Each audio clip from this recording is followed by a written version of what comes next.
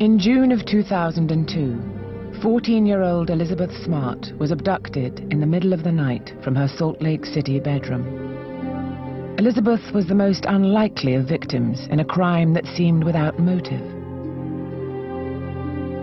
Her abduction was so bizarre and unique a case that it transfixed America.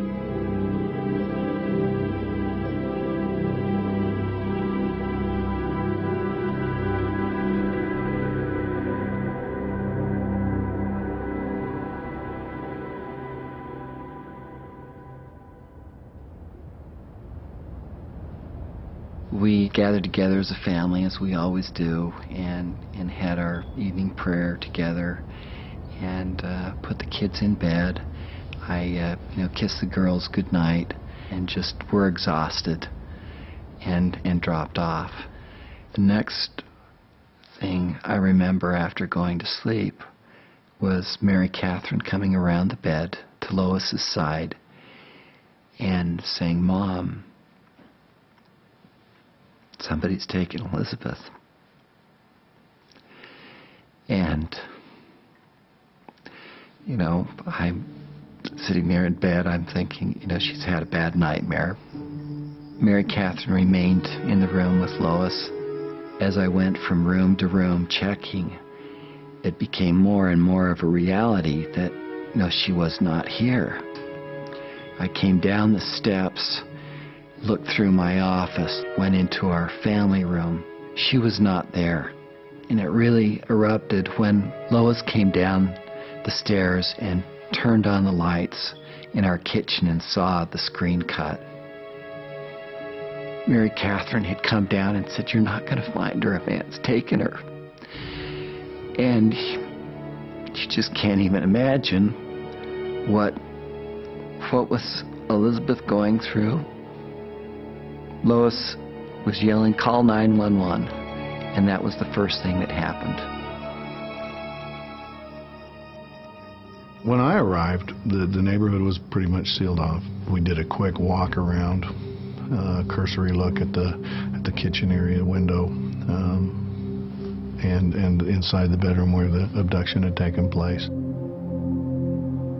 There are a number of ways that somebody could have gotten into the home, anybody that was determined. The window's fairly high off the ground.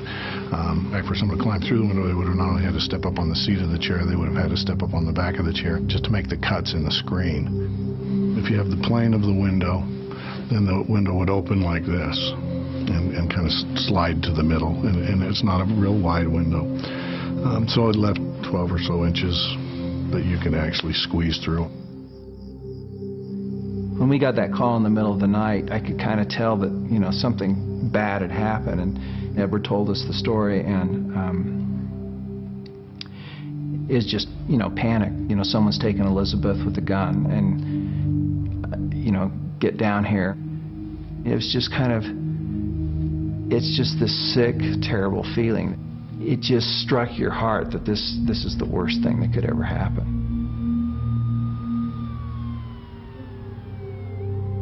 I remember walking in to the house and seeing Lois sitting on that couch, and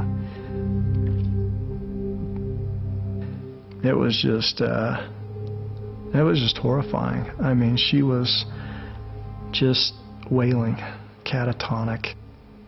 It was just, this nightmare is real. The Smarts' home had not been immediately sealed by the police, and all forensic clues to the abductor were contaminated. But there was one witness to the crime, Elizabeth's younger sister, who shared her bed, 9-year-old Mary Catherine.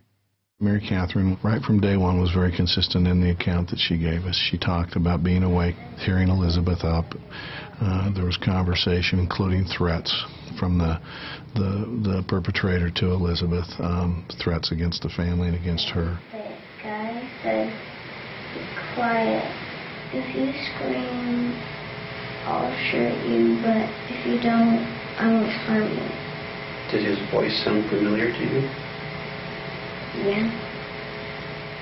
Can you tell me where you've heard that before? No, I can't remember.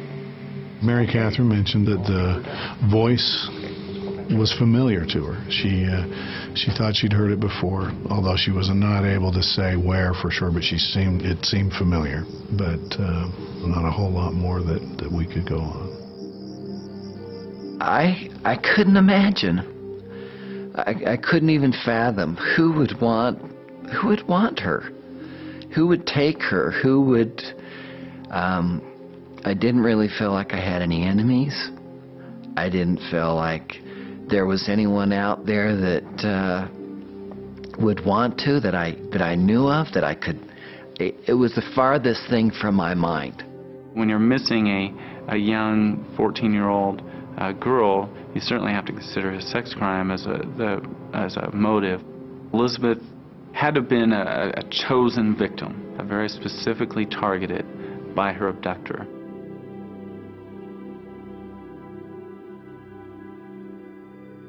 Until that terrible night, the Smarts had led a privileged and happy life. The Smart family are people of faith, and they want to be good people. They want to live what they think they should be to be a good community member and a good Mormon church member. They wanted Elizabeth to sort of set an example for her siblings, younger siblings, which she did. So they invested a lot in her, encouraging her to do what's right, encouraging her to live the teachings of the church. She was had a happy disposition, and she was a believer. She had faith. She just really was kind of the pride and joy, I think, of Edward and Lois. She was so perfect.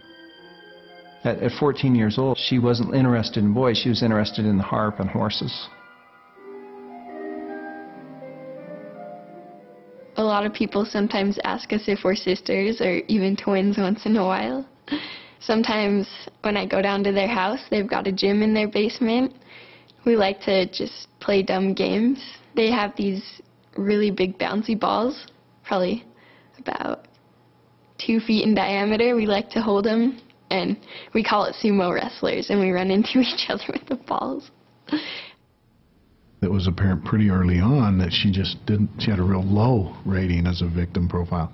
She didn't hang out in front of the mall. She was not an active chat room participant on the internet. She was not hanging out with a boyfriend. She didn't participate in the kinds of things that would make her a likely victim. And she didn't have the kinds of conflicts even in the home and those kind of things that would make her run away or even stage something like this.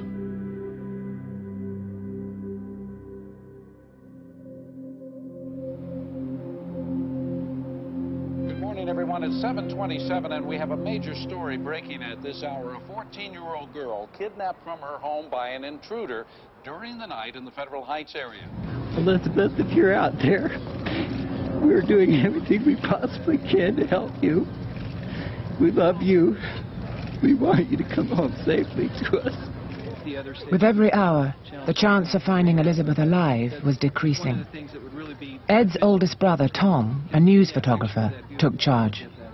I didn't want to wait a week later to find out whether the person down the street who, may have, whoever it was, did it or not. I mean, you have a sense of urgency that's immediate. The press is your friend in this situation. We need to get out there. And we did, and that all went out on the 10 o'clock news. You're watching KSL-5. This is the #1 Eyewitness News Special Report. We begin today with the statewide alert for the missing girl and the man who took her. Now, the kidnapping happened around 2 o'clock this morning, again, as we said, in the Salt Lake Federal Heights area. Abducted from her bedroom at gunpoint. And as Terry said, what the Smart family did was they just said, this is who she is. And all of the photographs and the video clips and everything. Elizabeth was an angelic little girl who'd been kidnapped. And she really was. She was this innocent, bright-eyed, obedient girl who played the harp. She became a symbol of, I think, innocence and a victim. She doesn't do anything to anyone, and there's no reason that you should have her. Please let her go, please.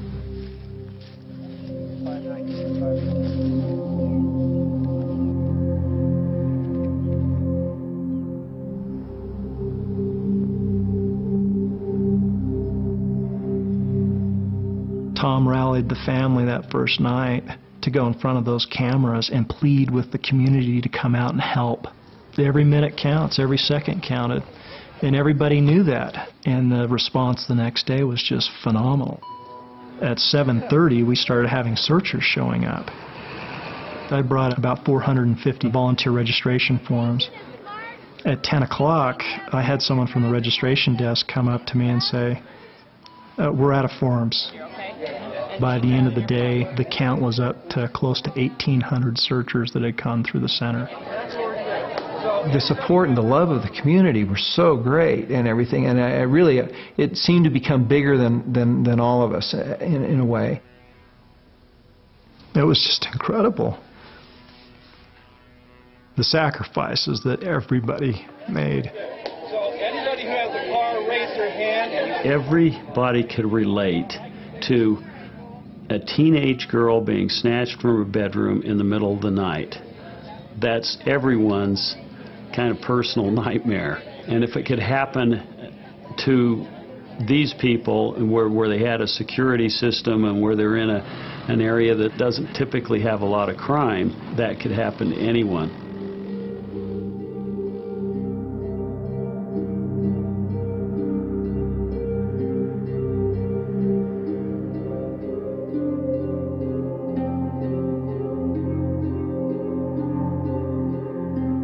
The trauma of Elizabeth's abduction was too much for her father.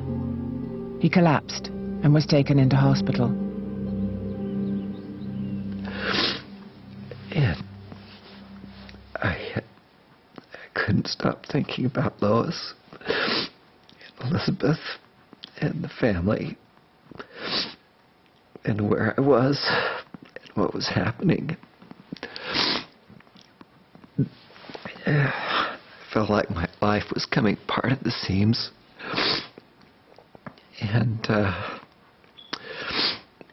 they gave me a blessing, and I felt the Lord speak to me and say, you know, you've got to get up, you've got to go home, you've got to go forward.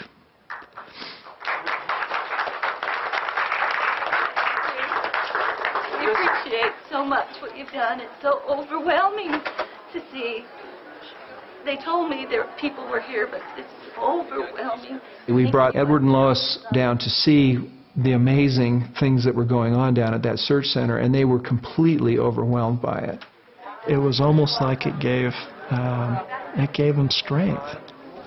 The community gave them strength to continue on when they saw the effort that was going on. It was just incredible.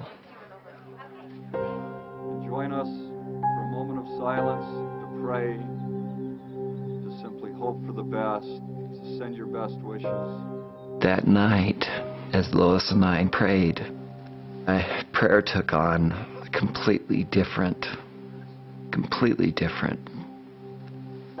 view from what it had previously been.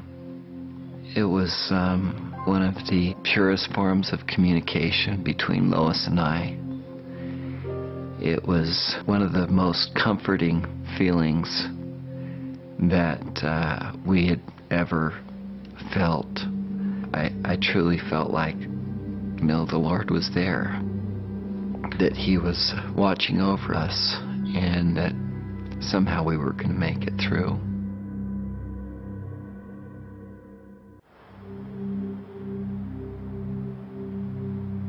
A week after the unexplained kidnapping of Elizabeth Smart, the family's ordeal took an ugly turn.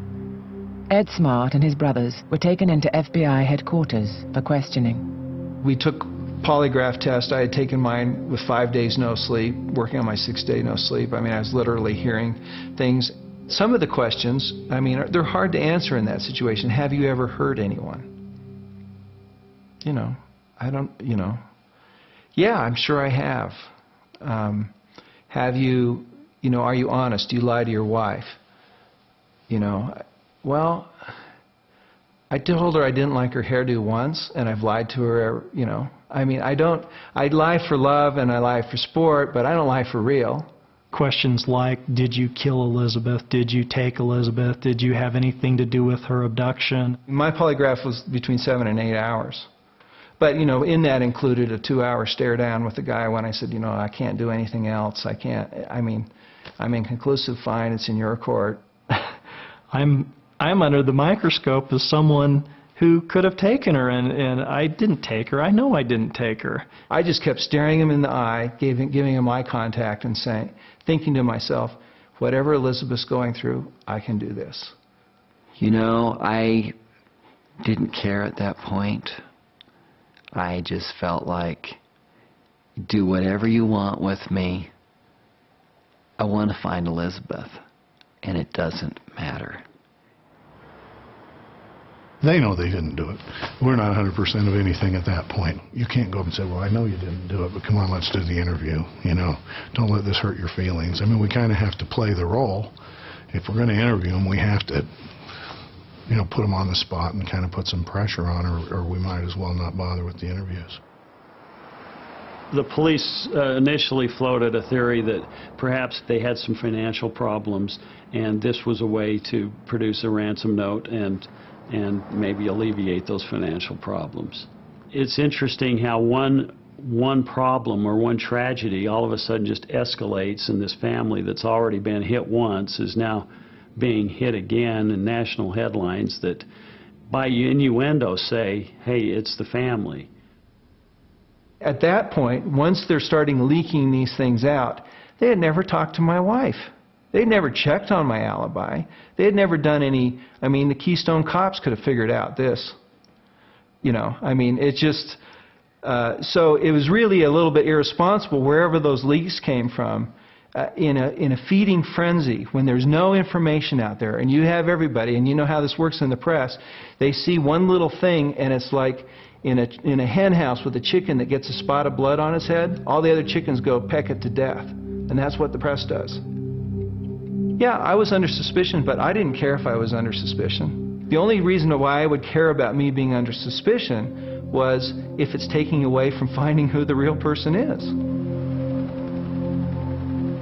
As the media continued to question the credibility of the Smarts, the FBI were honing in on another suspect. Behavioral analysis gave me an assessment of what they thought the behavior of the abductor may be. This was a sex crime. That they certainly could have burglary in their criminal history or something like that. There was a list, what we call the contractor list, a list of people who had worked at the house, helping fix it up. On this list was Richard Reese. Reese was, you know, he's just very, very sociable. He was very friendly. He was, you know, talking to my sons about snowmobiling or playing. He was an engaging type of person. He had a criminal history that came out to us right away when we started running his name. He was on parole and was out of the prison for an attempted homicide on a police officer escaping from a burglary. He had been accused at one point of stealing an expensive bracelet that Lois had. And so his name came up from Lois, it came up from the kids, it came up from a neighbor saying, we think you need to look at this guy, he may be a bad guy.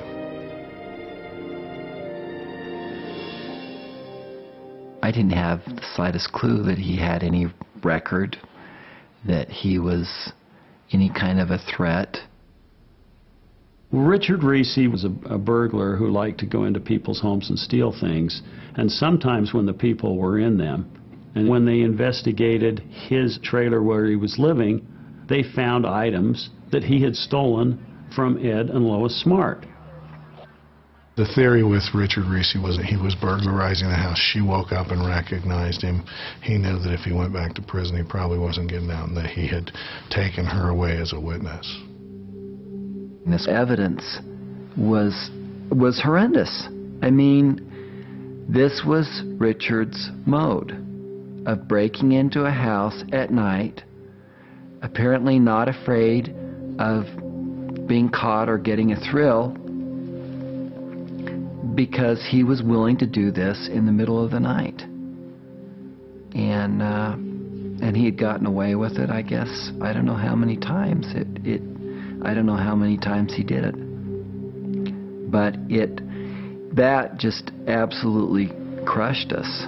Do you know why you're here? Yeah. Tell me why you're here. Yeah, because of Elizabeth. Right. When was the last time you were in that fucking house?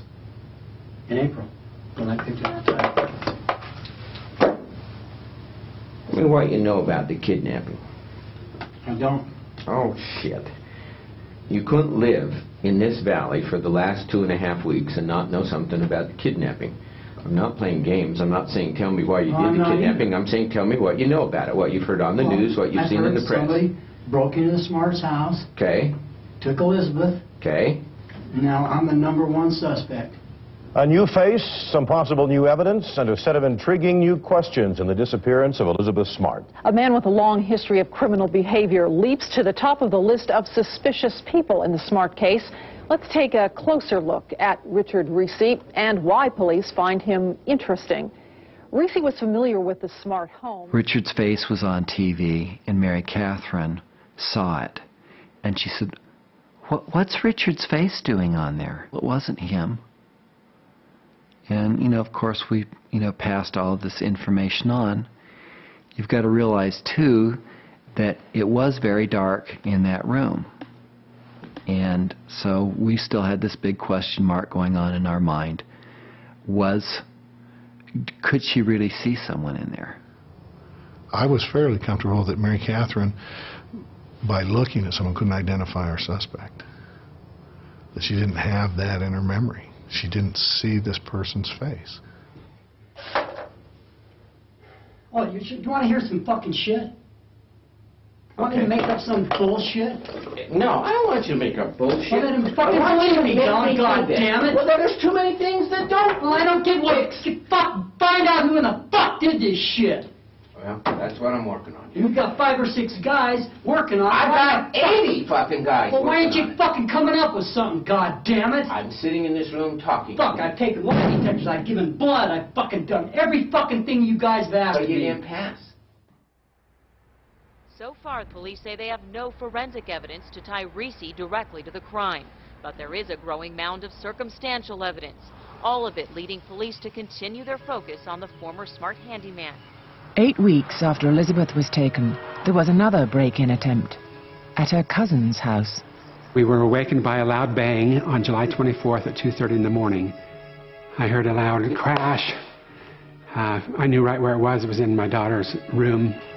We met each other in the hallway. She said, "Dad, somebody's trying to come into my room."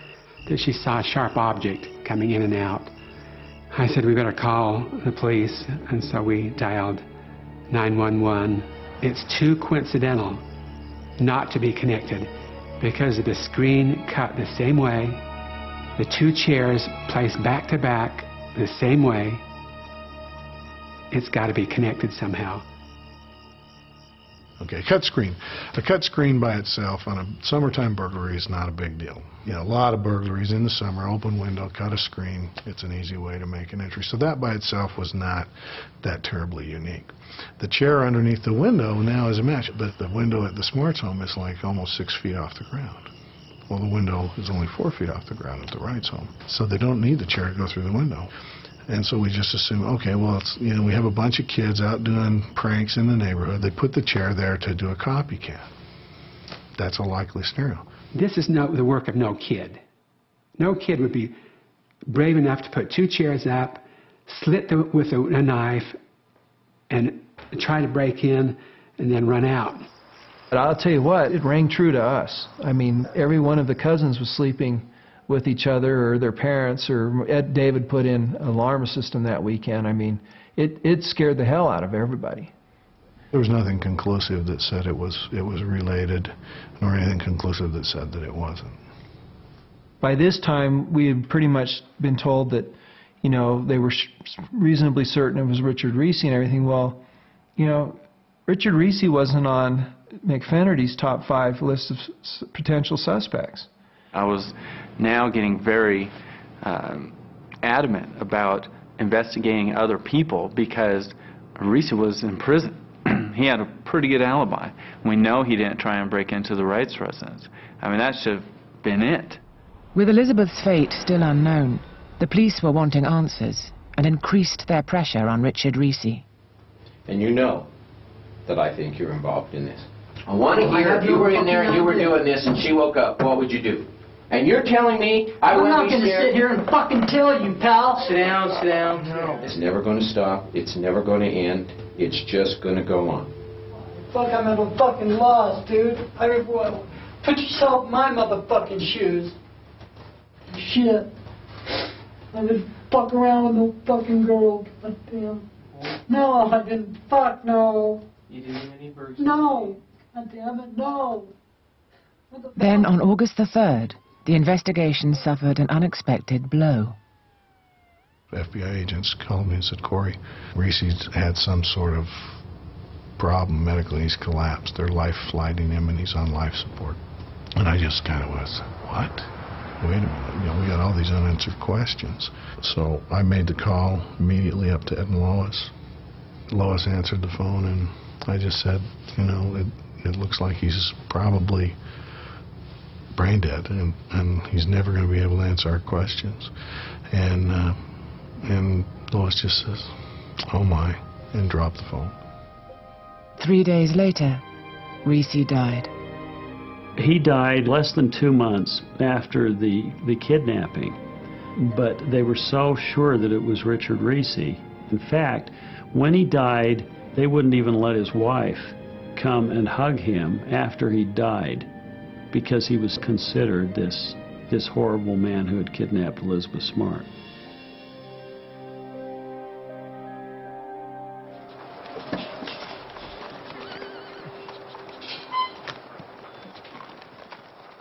After Richard Reese died, everybody would come to us and say, you know, it's too bad. And I say, you know, it's still active. And literally, people who I worked with for years, they'd put their arm on my shoulder and say, you know, you really need to see somebody. I mean, they were really concerned that it was that you just can't give it up and everything.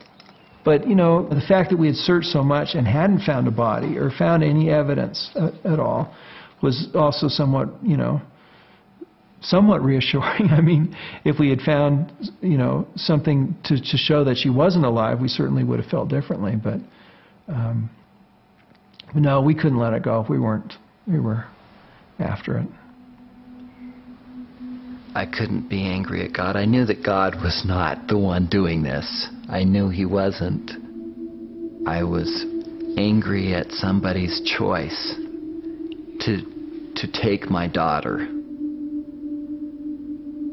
I remember hearing people in the background, there's Ed Smart.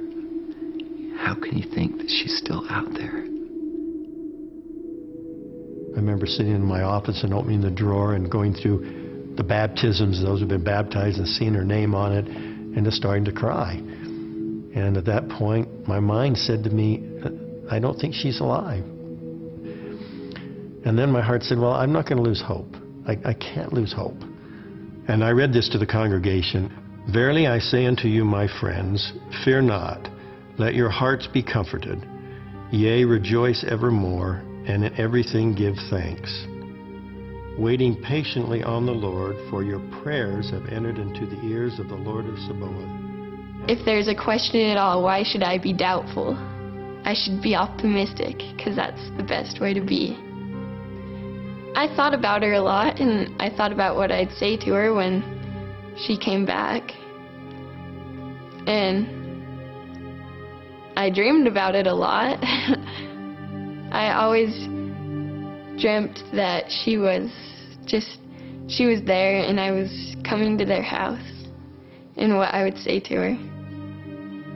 And they were always good dreams. And then I'd wake up and I'd be disappointed. The investigators were really frustrated. We had followed psychic leads, sexual predator leads, devil worshiper leads, white collar, extortion type leads, motorcycle gang leads, internet predator leads. I mean, we had just chased down hundreds and hundreds of different theories and things, and yeah, people were discouraged.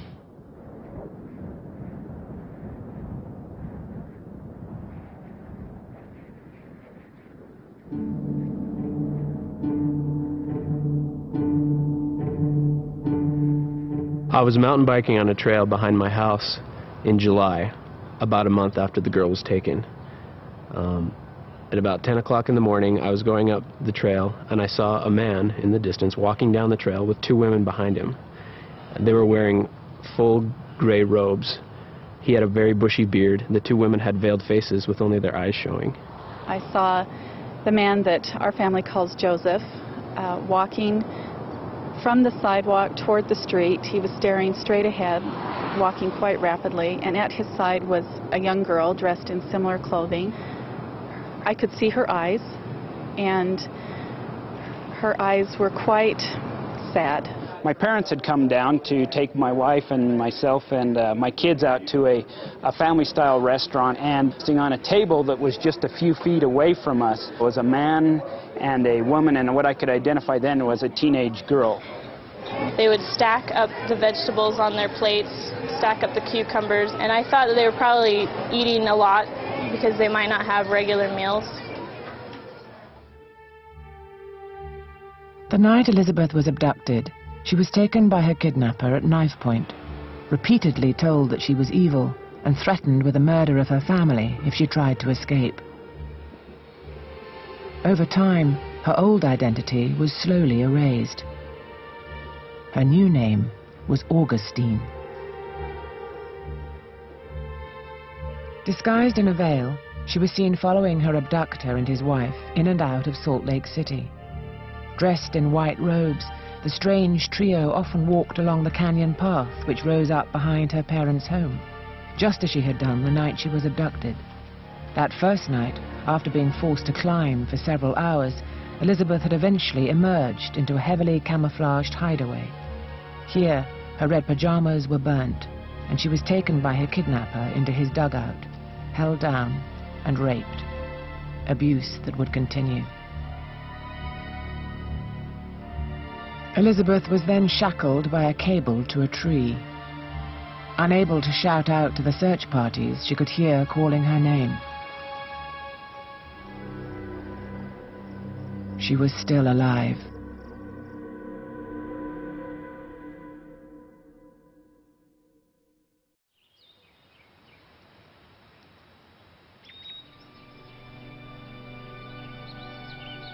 More than 4 months after the abduction of Elizabeth Smart, the police and public had given up hope of finding her alive. But in October, Elizabeth's younger sister came forward with startling information. It was about 10:30 or 11 o'clock, and Mary Catherine came in and said, "Dad, I think I know who it is. I think I know who it is." And I said, "Who?" And she said, "Emmanuel." And I thought to myself, I tried to go back in my mind, Emmanuel. Oh yes, that was this homeless preacher that had been here, that the girls had seen for maybe 5 minutes. I went back into her room and I sat down and I said, "Now, Mary Catherine, tell me how this came to you." She opened up her Guinness World Book of Records and turned to this page where there was a very muscular woman. And she said, "I don't know, I was looking through here and all of a sudden it came to me." And it's like, what? And I mean, Edward just was completely dumbfounded, and she explained the story of, Emmanuel. He was a straight-laced person that Lois had given this $5 to 7 months before and invited up to the house. He had worked with Edward most of the time on the roof, working on a skylight up there. She met him after school for, a couple of minutes. How did she do that? I believe it was a revelation from God. I truly, truly believe that.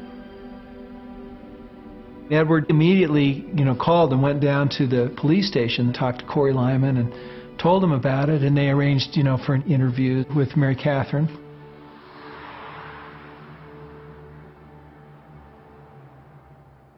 Okay, you said you met him on the street. Do you know what street that was? in the downtown, inside in that area, you know where a lot of homeless people go. Uh-huh. And when was the next time that you saw this man? Oh, he came up to our house. So we came in the front door, and I know he saw me, or we was going to our room. Was Emmanuel the man who was in your bedroom?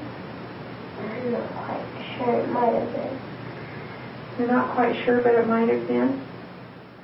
Even though the eyewitness comes and says that she knows who it was who came in the house, it still didn't let Richard Reese off the hook. They said that they were looking for Emmanuel, and they told the Smart family, don't go public with this because we don't want to scare him off. To see how solidly stuck they were on Richard Reese is amazing. Amazing. And it was just like, wait, this is the most important lead. Why are you discrediting it and trying to shut it down? I mean, for heaven's sakes, come on. This is the most important lead you guys have had. Nothing's happened with Reese. Give it up. You know, go with this. Yeah, the family, you know, they had the only witness to the crime. They had the crime scene. I mean, you know, we had to work with them. I mean, they held the keys. They were the victims here.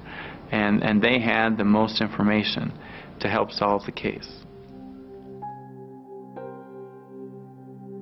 Elizabeth was told not to speak. She lived hand to mouth off the beggings of her white-robed abductor, a man she had met briefly many months previously.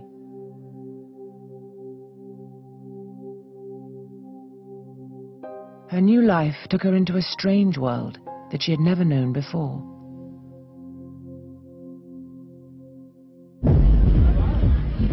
I saw these three people standing on the doorstep. I just thought it was some people coming in costume to a party. He was saying that they needed to explore the spirits of this house. And so I invited them in. I said, come in. I thought that the girl that was veiled was like 19 or 21, that age group. She's tall. She's a good 5'6", 5'7", and she does not come across, I mean, all the posters and all the pictures that you ever saw in the news, it looked like a little girl. Emmanuel was very charismatic. He would had a way of kind of manipulating people. He had very intense eyes, and he would just keep going on. Testosterone, alcohol, and religious dogma at, you know, midnight is really not a good combo. These people were chanting some kind of biblical curse or something, like they were saying, burn, burn. The two women were kind of standing there on the sidelines, and I asked them, you know, are you okay? Do you need any help? You know, you don't have to go with this guy. And they pretty much ignored me and just followed after him and wandered away into the night.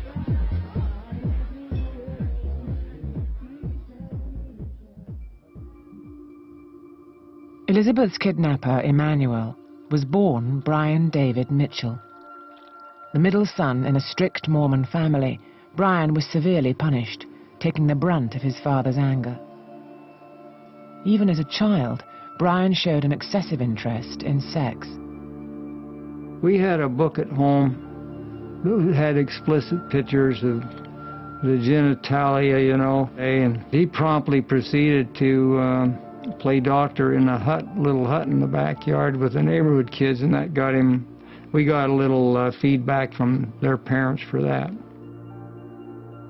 Brian's accomplice, Wanda Baze, grew up on the other side of Salt Lake. With her father away on business, Wanda was brought up by her mother, and from an early age she developed a disquieting sense of insecurity. Wanda was always bashful and clung to me whenever we were in public. She would have to stand by me and hang on to my leg. So she always felt more secure. She hanging on to Mommy. By the age of 13, Brian was the black sheep in the Mitchell family. He got into drugs and alcohol, and by his first year at high school, Brian was caught preying upon very young girls. A little neighbor girl came in the house, and he exposed himself to her, and that's what started his trouble with juvenile authorities. And he met some unsavory characters in juvenile detention, and things went from bad to worse. Wanda's attentions were more wholesome. She was a committed Mormon. When her first marriage of 20 years broke down, Wanda found herself in counseling, and it was there that she met Brian Mitchell. 18 months later, she was married. Brian and Wanda devoted their lives to God. The current teachings of the Mormon Church did not satisfy Brian. He adopted out-of-favor beliefs, which cast him as the Lord and Master, with the right to take multiple wives. Brian displayed disturbing signs of sadism towards his new stepdaughter. She had a pet rabbit named Peaches. One night they were feeding her something. She asked what was for dinner. I told her chicken, and she ate it. And they didn't have any. They had something else. And the next day she asked where her rabbit was, and they said, "You ate it." They cooked it and fed it to her. Brian and Wanda were becoming increasingly fervent. They woke me up, and their eyes were like big, and I almost thought they were on acid. And they're like, "Mark, we have to tell you something." And in Brian's weird, soft voice, he's like, "We saw angels tonight," you know.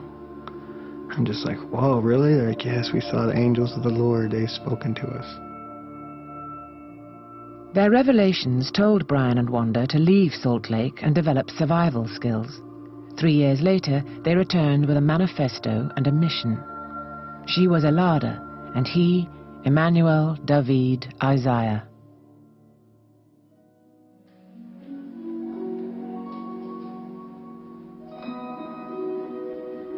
On November the 16th, to mark Elizabeth's 15th birthday, a concert was held in her memory. It was now 4 weeks since Mary Catherine had told her father that it was Emmanuel who'd abducted Elizabeth. And the family were increasingly angry at the police's reluctance to take action. We discussed going public. Like I said, we did not feel like Emmanuel was a strong suspect based on the logic of the whole thing. We were concerned about creating a false frenzy. A lot of us, especially Tom and I, and a lot of our siblings were just like, okay, they've had enough time, let's go public with this. Let's go and do this now. That's when all of a sudden things started to fall apart with the police. Week by week, I personally felt like, I was losing grasp on what this person looked like, because initially it was like it came right back to me, but it was fading and fading, and I worried that I wouldn't be able to come up with something. There was about a 5 or 6 week period of time that went by, and when I finally started doing a sketch. Fortuitously for Brian David Mitchell, in his kidnap scheme, when he went to work for the Smarts, he was a clean-cut preacher named Emmanuel. And the composite drawing of Emmanuel wouldn't have ever caught him.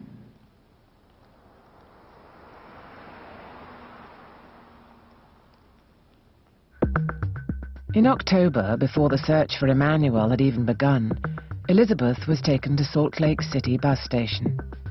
With her veil tied tightly across her face, she boarded a bus and left her hometown and fast-approaching winter behind her.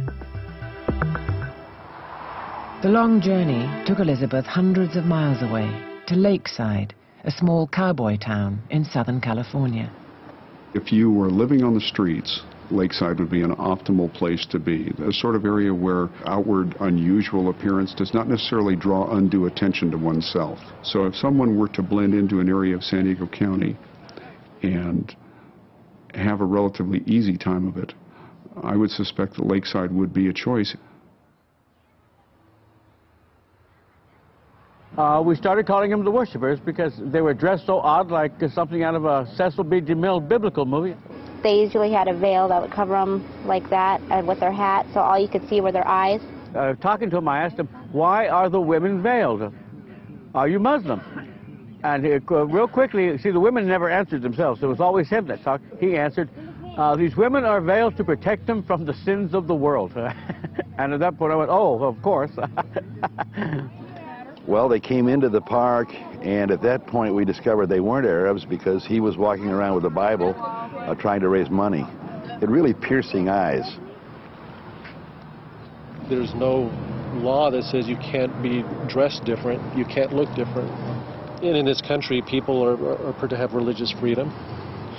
And we have to also respect, not have to, but we do respect cultural diversity and ethnic diversity. And it would be out of the question just to simply walk over and pull their veil off just to identify them. I received a radio call of aggressive panhandlers. So I asked for his personal information, and he gave me his name as David Sherlson. He identified the older lady as Alada Sherlson, his wife, and the young girl as Esther Sherlson, and said that she was his daughter. And I ran the names and dates of birth that he gave me through their computer system. There was nothing on them.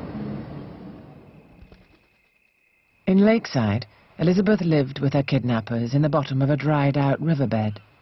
They slept on the ground in a tucked-away camp, under the cover of brush and rough tarpaulin. Brian David Mitchell's a very manipulative human being. On the one hand, he uses his belief to draw attention to himself when he feels that necessary, to gain shelter, money, food, clothing, but he also uses it as a way to have people stay away from him. When you engage him in conversation, certainly as law enforcement, he'll take off on a tirade, and that gives him a bit of insulation from further investigation.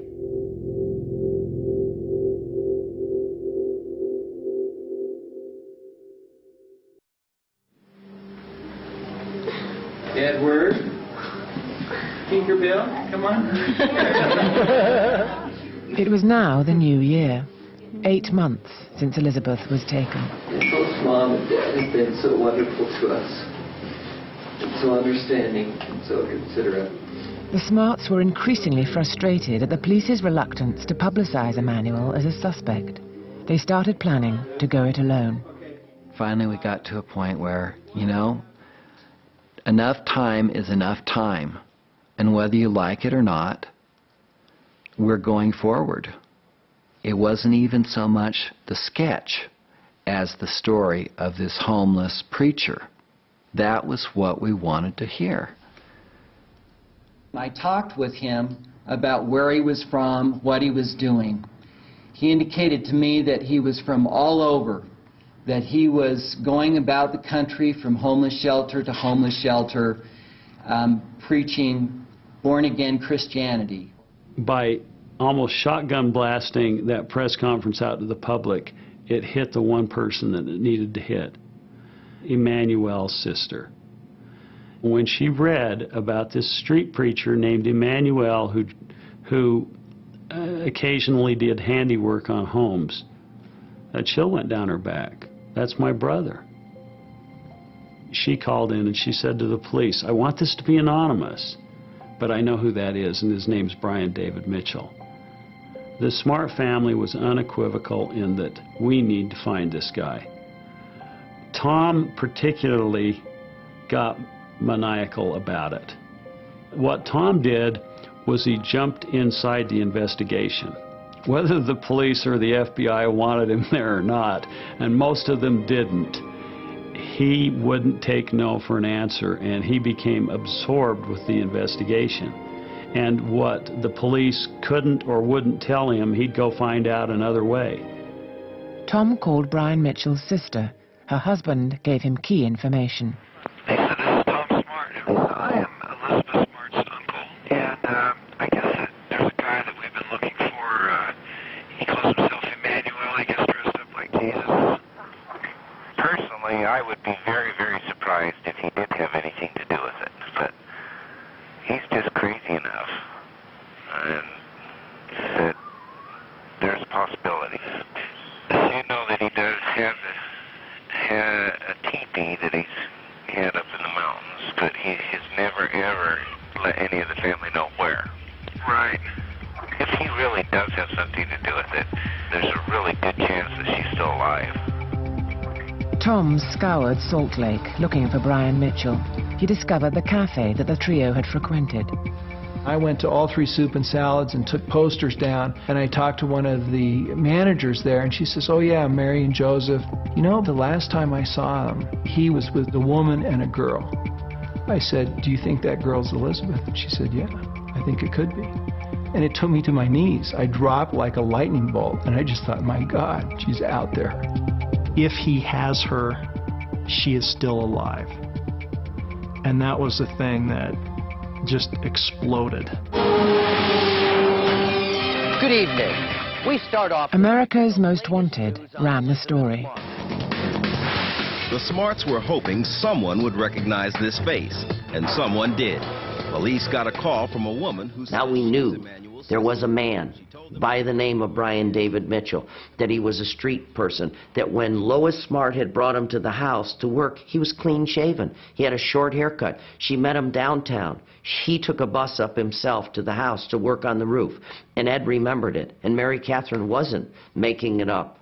And there was a guy, and his name was Brian David Mitchell. So now we wanted to hunt for Brian David Mitchell. Oblivious to the national media coverage, the San Diego police had Brian Mitchell in custody. Brian David Mitchell spent 3 days in the local jail. He had broken into a local Presbyterian church. He was charged. He was seen in court. The judge assigned a restitution payment to the church for a broken window. I had, for the first time in 22 years, I got drunk that night.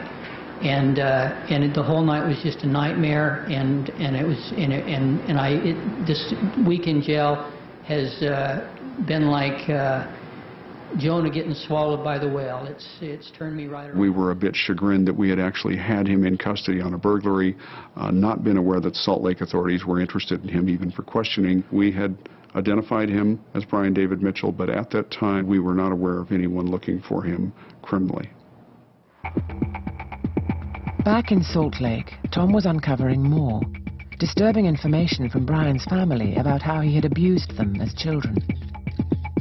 We knew Brian had the big beard, and the sketch was clean shaven and clean cut. That's why I never made the connection, you know. And then my grandma says, well, he did cut his hair. Then I was like, well, God, it's him then. Wanda's sons called me and said, you know, we have pictures and everything. And included in these pictures they gave us was a picture of Brian David Mitchell without a beard. So I emailed it over to my brother, Edward. And I downloaded those, and I just about fell off my chair. This was the one. This was the one. Are we breaking through?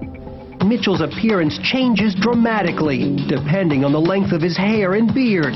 There are reports of Mitchell living in a teepee and walking the... Now, more tips came in and said, he's a street preacher. He doesn't look like that anymore. He looks like a member of the Taliban. He's got robes, a long beard. He's a scumbag. He goes from homeless shelter. The whole house of cards started to fall.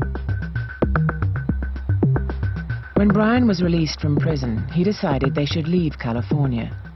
Elizabeth was taken on the bus with just her filthy bedroll. She had on sunglasses and a grey wig for disguise. When asked, she told people she'd had an eye operation. The trio bussed and hitchhiked their way northwards. When the bus stopped, Elizabeth disembarked and found herself in Sandy, a suburb of Salt Lake City. It was on Wednesday, March 12th. It was approximately 1 o'clock in the afternoon, and we had stopped down at this red light. I noticed 3 individuals on the sidewalk, and I said to my husband, look at the way these people are dressed, because they really look different, you know, with their clothing. When they got approximately right here at the driveway, I turned and looked, and he turned and looked at me right in the face. I knew it was him once I saw the face, because it was the same expression I had seen on the pictures on the television. I walked around the front of the car to the passenger side, and I told my husband, I said, give me your cell phone, that's him, I'm calling the police. When I got out of my car, I stopped them, asked them if they would stop and talk to me. I had some questions for them. I asked them what their names were. They gave me Peter Marshall, Juliet Marshall, and Augustine Marshall. But this girl standing off to the side really stood out to me because she had this disguise on. It just didn't fit.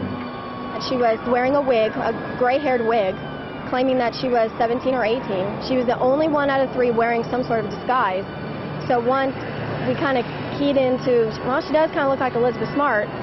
She then said something like, I think you know who I think I am, but I'm not that person. And I said, well, who do you think we think you are? And she says, you think I'm that Elizabeth Smart girl. She says, well, I'm not that girl. I held up the poster right next to her face and said, Elizabeth, this is you. She says, no, that's not me. At one point I could see her t-shirt actually moving. Her heart was pounding very fast in her chest. Her eyes welled up with tears. You could tell she wanted just to physically say it, but she wouldn't. And I says, Elizabeth, just for your peace of mind and your families, tell me that you're Elizabeth Smart. And she says, thou say it then. And I said, excuse me? She says, thou say it. I've never heard that before. It's a biblical phrase. And I says, well, I'll take that as a yes then. Peter and Juliet were placed into 2 separate cars. She immediately started crying once she got into the back of my car. And her first question was, what's going to happen to them? She was very concerned over their welfare, what was going to happen to them, what we were going to do to them. The detective said, Ed, I want you to stop everything right now and come directly down to the Sandy Police Department. And he said, I don't want you to stop or talk or make phone calls or anything. I just want you to come down here. I got down to the Sandy Police, and an officer said, oh, Mr. Smart, come this way. And I went down this hallway and turned to the right, and there was what I believe was a yellow door. As I got to the door, they said, well, we think we may have found Elizabeth. And I stood there, and I looked at this girl. What I saw there was a girl who was not the same Elizabeth that left. I just got her shoulders and I put her back, because there was not, I didn't feel like there was this tremendous emotion initially from her. And I said, Elizabeth, is it you? She said, yes, Dad. And I stood there crying and crying and crying. I got a call from Ed, and he couldn't hardly talk. He just said, you know, I love you. Thank you. You know, I have her. It's real. Can you come answer some questions? Get one quick comment down here. Come on. Just one. Come on. I was just like, thank you. I mean, it was great. It was incredible, and just the rush of adrenaline that went through me. It was just like, yes, yes. It was almost like vindication. Has been within just the last hour that Elizabeth Smart has been returned home. Her father, Ed Smart, came outside and said that she is home, and I just about fell out of my chair. I was just going, wheels were turning, and I'm just going, what? I mean, it was like she came back to life. I mean, I was that stunned. Utah's miracle. Elizabeth Smart is alive and well after 9 months, finally reunited with her family tonight. I definitely think it's been a miracle. I don't know how else it can even be described. It's amazing. It does not make any logical sense. Everybody's helped, everybody's prayed to do whatever they can. We thank God for all the searchers, for all the people in the history of the world. I don't think a little girl has been prayed for more than Elizabeth Smart, and we thank you for answering those prayers. Thank you. We not only that day got Elizabeth back, my kids got their dad back. You know, we all got our families back, and I don't think we would have ever had that.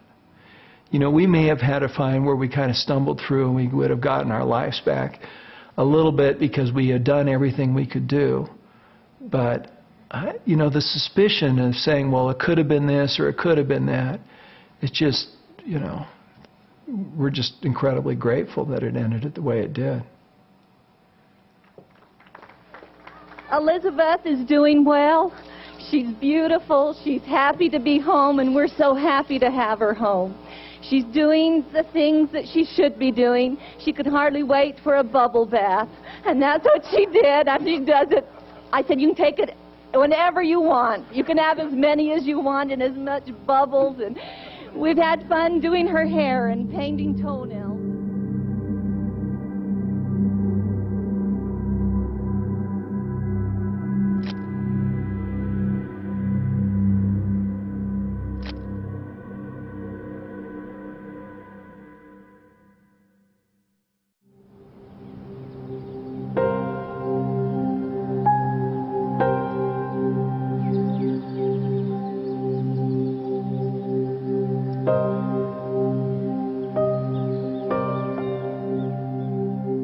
For the Smart family, the years since Elizabeth's rescue have been challenging and painful.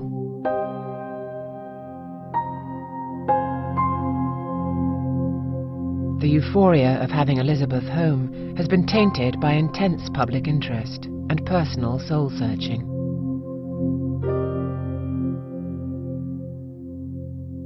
The recovery of Elizabeth was phenomenal. The aftermath of that and everyone trying to put their lives back together is a whole nother story in and of itself. During the search we were so close, we were always communicating, we were always doing something, and we were doing everything we possibly and then after that kind of, you don't have that one common goal anymore. I think that for, you know, a year and a half or 2 years, I think that in the extended family, it was just such a hard thing to have gone through that we were going through a form of post-traumatic stress. Difficulties within the family were exacerbated by a book that Tom wrote in 2005. It detailed the police investigation. And my wife said, well, what are your intentions on doing this? And she really didn't want me to continue doing it. I said, you know, if you ever want me to be back to who I am, you just need to let me tell the story and get it out. In their memoirs, Edward and Lois largely avoided the details of Elizabeth's ordeal by concentrating on their own personal struggle as parents. They were difficult times. You know, Lois and I were focusing on ourselves and how our family was doing, and those were not easy times for anyone. I think we're about 80–85% healed from all that, and maybe that 15% you never will. That's just part of life and kind of the scars that everybody carries. Times like what we went through those 9 months are so difficult and really tries your faith. I mean, if you have faith that there is a God and there is a Savior out there,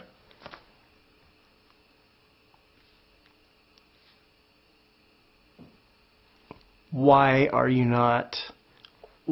you getting an answer? You're praying, why aren't you getting an answer to it? And 9 months we didn't get an answer.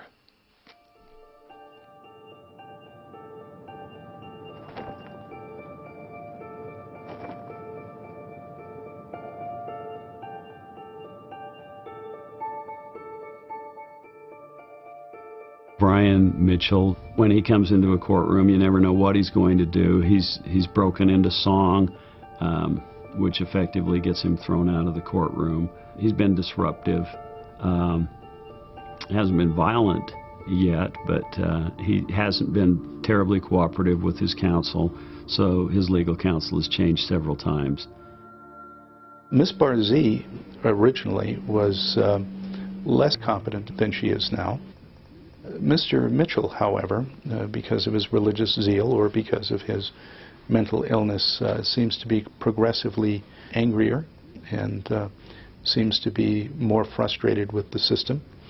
This is the Mitchell that took Elizabeth Smart and took her away from her family.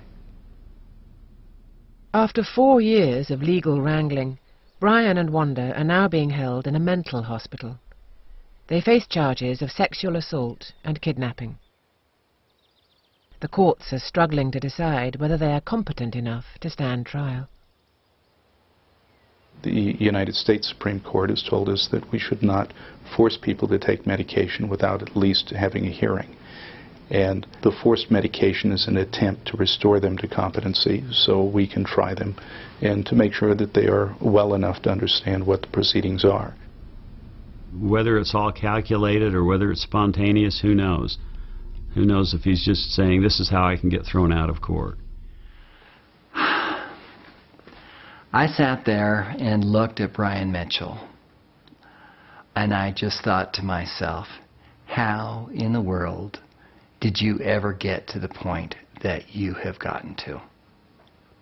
How have you become so extreme that you can justify kidnapping a child? He is nothing more than a sex offender. Ladies and gentlemen, the President of the United States. Since her return, Elizabeth has joined her father as an advocate for child protection. She lent her support to the Adam Walsh Act, which President Bush recently signed into law. The act calls for a nationwide register of sex offenders. I was of the opinion, these bad things happen to other people. They don't happen to me. And of course, when it happened, you just realize the reality of life, that it does happen.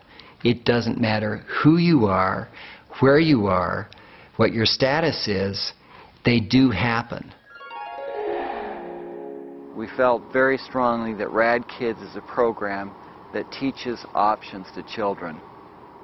We felt so good about it that we sent our children through the training program. Elizabeth, she's definitely aware of what I'm doing, and she has been very helpful to try and support avoiding potential other abductions out there. I know that she would do anything she could to help prevent that. Elizabeth has not spoken publicly about her ordeal. To America, she has been presented as a powerful image for child protection. Both Edward and Lois believe that controlling the media will allow Elizabeth to look forwards. How do your friends treat you, Elizabeth? Obviously, Regular. They do? Yeah. Do they ever ask you about anything, or? No. No? They pretty much act They as just say, it's just like you came back from a huge long vacation. Really? Yeah. All of the interviews that she did were very controlled. She was with Katie Couric. The questions were, how are you doing? How's your life going? What are your future plans? What were you most looking forward to? You came to the realization, I'm not going to get any details here. I'm not going to find out what happened during those 9 months. Tonight, the 14-year-old little girl taken from her own home in the night 4 years ago. Earlier this year, one journalist abandoned the media's respect for Elizabeth's privacy. And this brave girl is taking your calls. That night, we had gone on and talked about the Adam Walsh bill. That was the reason we were on there. And prior to going on there, I told Elizabeth right up front, and I've tried to reemphasize that, anything that is said that you feel uncomfortable about, you just pipe right up and let them know. Did your kidnappers tell you they would hurt you or your family if you tried to get away? They did. And I really am here to support the bill and not to go into what happened to me, what is in my past, because I'm not here to give an interview on that. I'm here to help push this bill through. A lot of people have seen shots of you wearing a burqa. How did you see out of that thing? I'm really not going to talk about this at this time. I mean, that's something I just don't even look back at, and I really, to be frankly honest, I really don't appreciate you bringing all this up. I was disappointed, and actually I was upset. It's Elizabeth's life, and she has claimed that life, and she is in charge of that life. People want to know why she didn't run, why she stayed with her captors for 9 months. And in my investigation, Brian and Wanda had a psychological hold on her that was unbreakable. That it took some outside intervention so that she would get away from them. Elizabeth is a hero in the fact that she survived, and all of that other stuff is, I just don't think that any one of us, let alone being a young girl, would act any differently under the circumstances that she went through.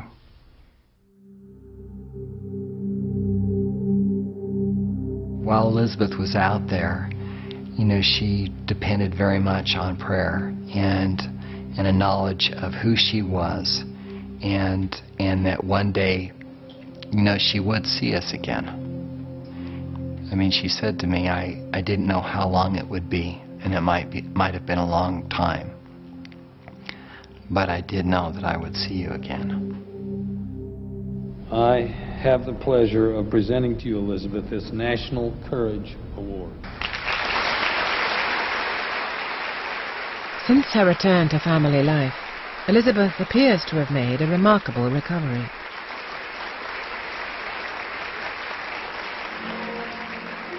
She rejoined her Mormon community, and after a period in counseling, went back to school. For the past 2 years, Elizabeth has studied music at university.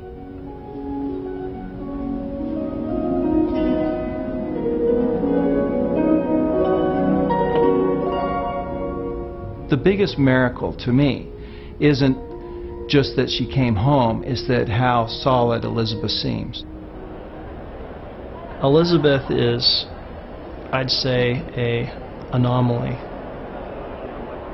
given how incredibly well she's done. And I come back to her faith, how strong she is in her faith. Elizabeth is very much in control of her situation, and Elizabeth is a survivor. You know, I know that she learned a lot of things that I wish she hadn't, but I know that she learned a lot, and from the positive side, able to, you know, take the things that she learned and move forward.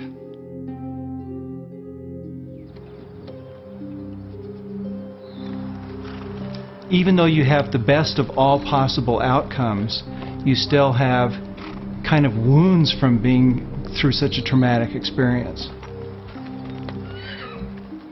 If there was one lesson that I think is important as far as this is,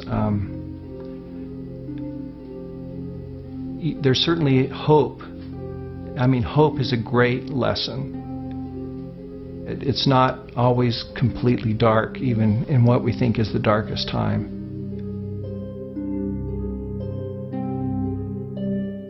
As much as it was huge euphoria when she was found, it was huge euphoria because of how tragic it was what had happened before. The chilling part is that if she hadn't gotten found, I think 4 years later, it's pretty obvious she'd be part of that family and part of that compound.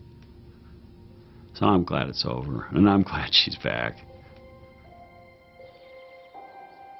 I mean, life progresses and life moves on, and I don't live in the past. At least I don't feel like I do.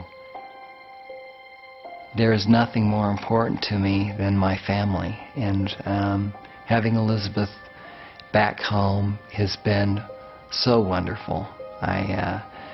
You know, she has really become herself. She is a strong self, and she knows that nobody has the right to hurt her.